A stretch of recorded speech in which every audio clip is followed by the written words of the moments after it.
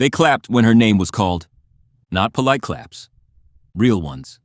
The kind that rise in volume when people recognize a win they secretly want for themselves.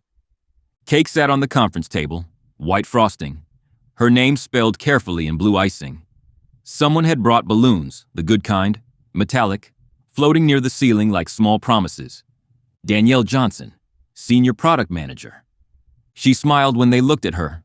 She stood when they expected her to stand. She hugged people she barely knew. Her phone buzzed nonstop. So proud of you. Knew you'd make it. You did it. From the outside, it looked like arrival. From the inside, it felt like something quietly closing. Not slamming shut, just locking.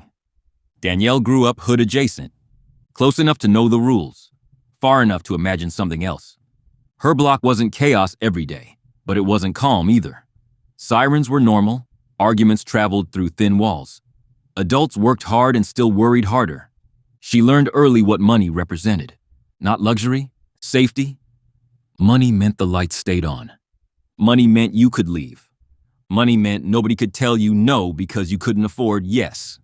So when Danielle discovered she was good with systems, how things connected, how problems stacked, how inefficiencies hid in plain sight, it felt like a door cracking open. STEM programs, scholarships, long nights. A top university where she felt behind and ahead at the same time. She chose tech because it made sense. High pay, high demand, high ceiling. Product management became her lane, translating chaos into clarity, herding opinions, making decisions people argued about in rooms she wasn't always invited into. She learned to speak calmly while being doubted, to over-prepare, to smile without shrinking. By the time she landed her first big role, she was already tired. But tired was familiar. Tired meant you were doing something right. The promotion came with a raise that made her mother cry on the phone. A number that erased certain fears permanently. She upgraded her apartment. Floor-to-ceiling windows.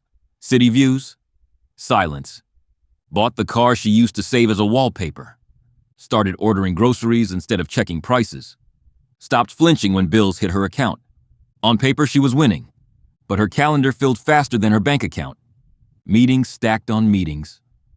Slack messages at night. Quick questions that were never quick. Her body adjusted before her mind did.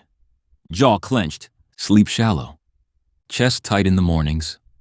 She stopped going to the gym. Then stopped cooking. Then stopped calling people back. Every Sunday night came with a quiet dread she couldn't name. Everyone said this was normal. This is leadership. This is the next level. So she stayed. Because how do you walk away from what you worked so hard to earn? The first time she thought about leaving, she laughed it off. Just burnout. Just a rough quarter. Just pressure. She opened her budgeting app late one night, half out of curiosity, half out of habit. Rent, car payment, student loans, almost gone, but not yet. Savings goals. Lifestyle she had built carefully, responsibly, proudly. She did the math. Leaving would mean stepping down. Stepping down would mean less pay. Less pay would mean giving things up. The apartment, the cushion, the sense of finally being ahead. She closed the app. Her chest felt heavier than before. That's when it hit her. Not as a dramatic thought, but as a quiet understanding. She wasn't staying because she loved the work. She was staying because she was afraid of losing what the work paid for. Intentional action, delayed. The promotion didn't make things better.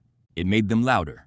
More visibility, more responsibility, more expectations with less room to breathe. She missed her cousin's graduation because of a critical release. Watched it later through shaky phone footage. She answered emails during dinners. Took calls during walks meant to clear her head. One morning, she sat in her car before work and didn't turn the engine on. 10 minutes passed, then 20. Her heart raced for no reason she could explain.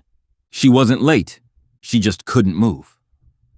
That night, she searched something she had avoided for months. How to leave a high-paying job. The results were practical, tactical, soulless. But one line stuck with her. Time is the only asset you can't earn back. She stared at it longer than she expected. Danielle didn't quit dramatically. No speech, no walkout, no applause. She planned. Updated her resume quietly. Talked to mentors she trusted. Built a runway. She realized she didn't hate work. She hated work that consumed everything.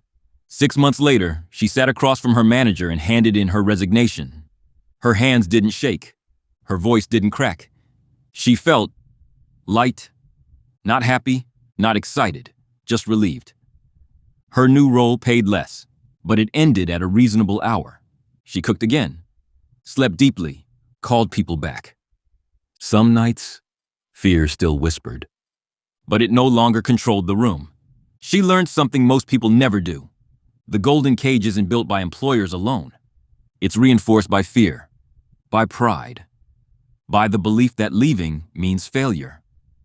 Real wealth, she realized, isn't the number on a screen. It's waking up and knowing your time belongs to you.